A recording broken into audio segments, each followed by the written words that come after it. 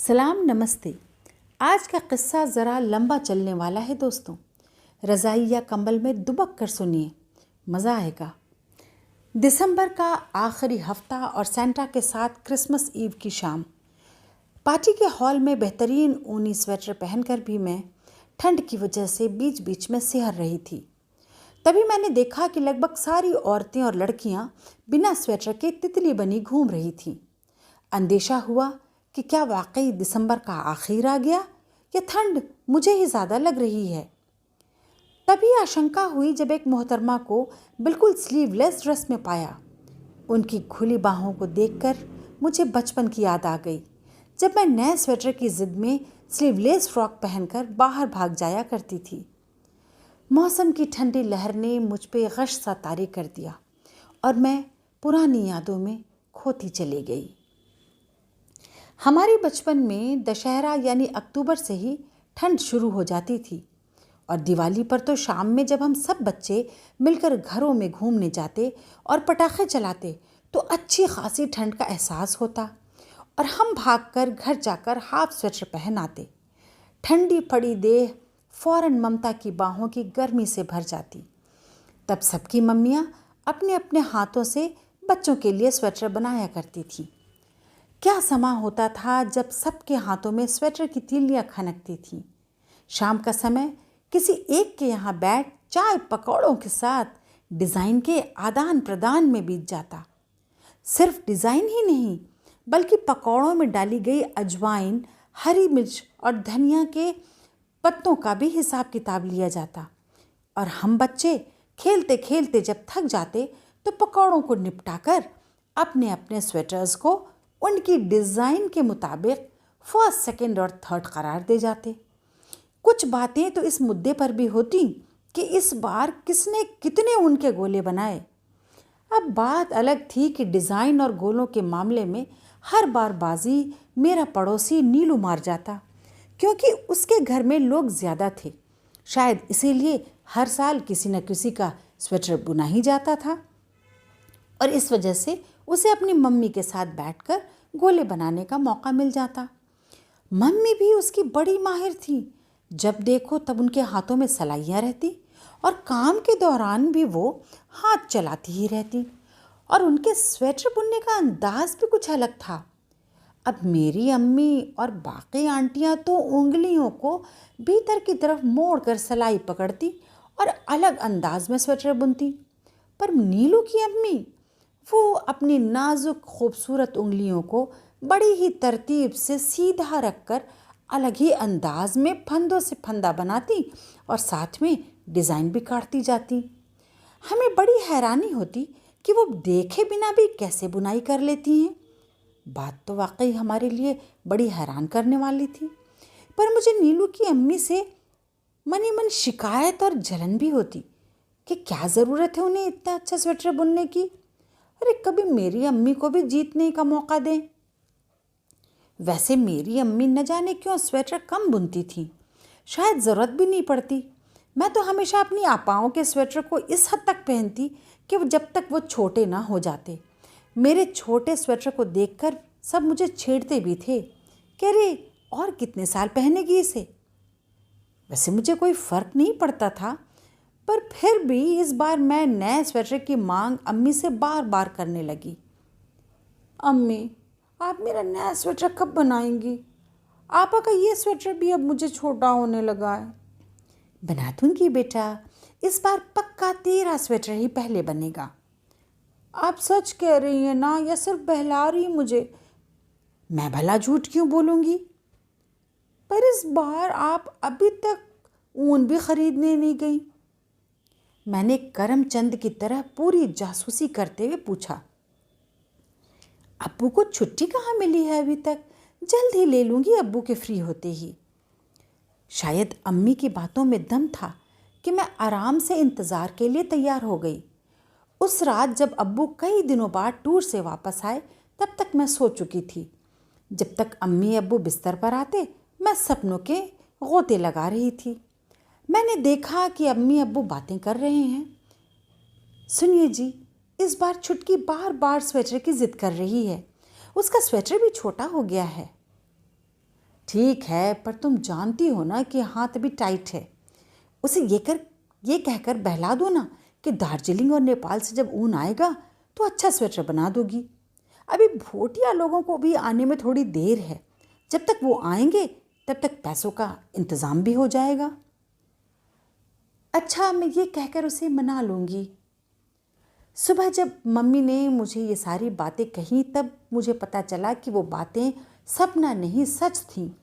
मैं खुशी से झूम उठी कि अब तो हर दिन बस उस दिन का इंतज़ार था कि जब नेपाल से लोग आएँ, ऊन का बाज़ार लगाएं और मेरा स्वेटर बने। मेरे तकरीबन सारे दोस्तों को पता चल गया था कि मेरे लिए ख़ास ऊन नेपाल से आने वाला है। मुझे बड़ा गुस्सा आया जब मेरे एक दोस्त ने कहा, ओए, अच्छा नहीं, सस्ता ऊन आने वाला है।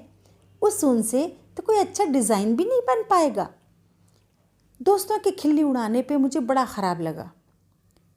तुम सब झूठ बोलते हो, मेरे बनने वाले स्वेटर से जलते हो। मेरी पलकों से मोती बस गिरने ही वाले थे कि मेरी बेस्ट फ्रेंड ने मुझे संभाल लिया। अरे रूबी, मत सुन इनकी बातें, तो देखना आंटी तेरे लिए कितना अच्छा स्वेटर बनाएंगी। उम्मीद की मारी मैं आंसुओं के बीच भी मुस्कुराहट बुनती घर चल दी और आखिरकार इंतज़ार की घड़ियां ख़त्म हुई और अम्मी मेरे लिए ऊन ख़रीद आई। मैं सुबह तड़के ही उठकर अम्मी को उठाने लगी ताकि हम ऊन के लच्छों से गोले बना सकें। काम ख़त्म करके अम्मी लच्छों को पैर में फंसाकर बैठी और मैं ऊन को खींच खींच कर धीरे धीरे गोले बनाने लगी। बैगनी रंग के गोले बनने लगे। वैसे तो नया ऊन पाकर मैं खुश थी, पर रंग ज़रा गहरा था, बिल्कुल भंटा बैगन की तरह। पता नहीं अम्मी ने ऐसा रंग क्यों लिया। दिल तब और बैठ गया जब मेरे एक दोस्त ने ये बक दिया, हाय, ऐसे रंग पर तो कोई डिज़ाइन भी नहीं बनेगा, और अगर बना भी तो क्या नज़र आएगा। मैं तो जैसे आसमान से गिरकर खजूर में अटक गई। नए स्वेटर की आशा पर पानी फिर गया। अम्मी, आप भी ना कुछ नहीं समझती। एक तो इतना मोटा ऊन ले आई और उस पर इतना गहरा, कोई डिज़ाइन नहीं बनेगा इस पर। मेरे सारे दोस्त मुझ पर हंसेंगे। इससे तो अच्छा मेरा पुराना स्वेटर था। तू नाराज़ क्यों होती है? तो देखना मैं कैसे प्यारा स्वेटर बनाती हूँ, सब वाह वाह कर उठेंगे। अम्मी के सांत्वना स्वीकारने के सिवा मेरे पास कोई दूसरा रास्ता नहीं था। अम्मी ने स्वेटर बुनना शुरू किया और हर तरह के फंदों के साथ खेलना भी। पर क्या मजाल जो फंदे अपना जलवा बिखेर पाते। ऐसा लगता जैसे कोई नकाब ओढ़ रखा है। अब तो अम्मी को भी यकीन हो चला था कि शायद उन्होंने गलत रंग चुन लिया। इतने सारे रंग तो मिल रहे थे। पता नहीं उनकी क्या मजबूरी थी कि वो ये बेवकूफ़ी कर बैठी। स्वेटर बस पूरा ही होने वाला था। उस रात मेरे दिल में अजीब से जज्बात थे कि कल नए स्वेटर को पहनकर पता नहीं मैं कैसा महसूस करने वाली हूँ। खैर, इस बात की तस्कीन भी थी कि अब छोटे हाथों की जगह स्वेटर मेरी बाजुओं के नाप का होगा, तो कम से कम मुझे ठंड तो नहीं लगेगी। यही सब सोचते सोचते मुझे नींद ने अपनी आगोश में ले लिया। छुटकी, ओ छुटकी, आज उठना नहीं है क्या? अम्मी की आवाज़ कहीं दूर से आती हुई लग रही थी। थोड़ी देर की तो स्कूल मिस हो जाएगा। आज तो नया स्वेटर पहन कर जाएगी ना। मैं हड़बड़ा कर उठी तो देखा दिन चढ़ाया है। स्वेटर की याद आते ही सीधा भागकर अलमारी के पास गई, झपट कर स्वेटर बाहर निकाला। मेरी आंखों को बिल्कुल यकीन न हुआ। आंखों को मल मल कर जब देखा तो स्वेटर की खूबसूरती सामने आई। ऐसा लगा जैसे किसी ने काली रात में आसमान पर तारे जड़ दिए हों। अम्मी ने उस लगभग भद्दे से स्वेटर पर बड़ी सफाई से सुई की मदद से छोटे छोटे बहुत सारे पीले फूल बना दिए थे। शायद देर रात तक वो इस खूबसूरती को बढ़ाने पर काम कर रही थी। एक रंगा गहरा स्वेटर अब एक खूबसूरत शक्ल ले चुका था। उसे पहनकर मैं फूली न समा रही थी, क्योंकि उस स्वेटर का डिज़ाइन बिल्कुल अलग था। उस शाम बच्चों की बैठक में मेरे स्वेटर को कई तमगे मिले। सब आंखें फाड़े मेरे नए स्वेटर और उसकी डिज़ाइन को दाद दे रहे थे, पर मैं वो सारे तमगे और तारीफ़ें अम्मी और उनके ऊन की सलाइयों को देना चाहती थी, जिसने मुझे मेरी ज़िंदगी का सबसे खूबसूरत सरप्राइज़ दिया था। भाभी, ठंड बहुत है, सूप लेंगी? हाँ, क्या कहा तुमने? मैं जैसे नींद से जाग गई। मेरा हाथ सीधा मेरे स्वेटर पर गया। मैं वो पीले बूटे उस पर ढूंढने लगी। उस कीमती रेशमी स्वेटर में सब था, पर माँ के हाथों की वो छुअन न थी। वो प्यार नहीं था और वो कुर्बानी भी नहीं थी। बड़े होने पर मुझे समझ आ गया था कि अम्मी ने वो मोटा बैगनी ऊन इसीलिए ख़रीदा था क्योंकि वो अपनी रंगत की वजह से काफ़ी सस्ता था और शायद अब्बू की कमाई में उससे ज़्यादा ले पाना मुमकिन भी न था। आज मेरे पास हर किस्म और रंग के ढेरों स्वेटर और कोट हैं। ऊपर वाले की मेहर है कि किसी बात की कमी नहीं, पर आज भी वो सलाइयाँ और ऊन के गोले भुलाए नहीं भूलते और इस ठंडक में अनायास ही मेरे हाथ रेशमी स्वेटर में उन पीले फूलों और अम्मी की ममता की गर्मी को ढूंढते हैं। मुझे ज़रा उदास देखकर थिरकते हुए सैंटा मेरे पास आए। Hey, any problem? Take this gift and cheer up. Oh dear Santa, मुझे कुछ नहीं चाहिए। काश आप मुझे मेरे बचपन, वो ऊन के गोले और अम्मी की सलाइयाँ मुझे गिफ्ट में दे पाते। मैरी क्रिसमस दोस्तों। आपके बचपन की भी ऐसी कोई पुरानी याद हो तो कमेंट बॉक्स में लिखिएगा ज़रूर।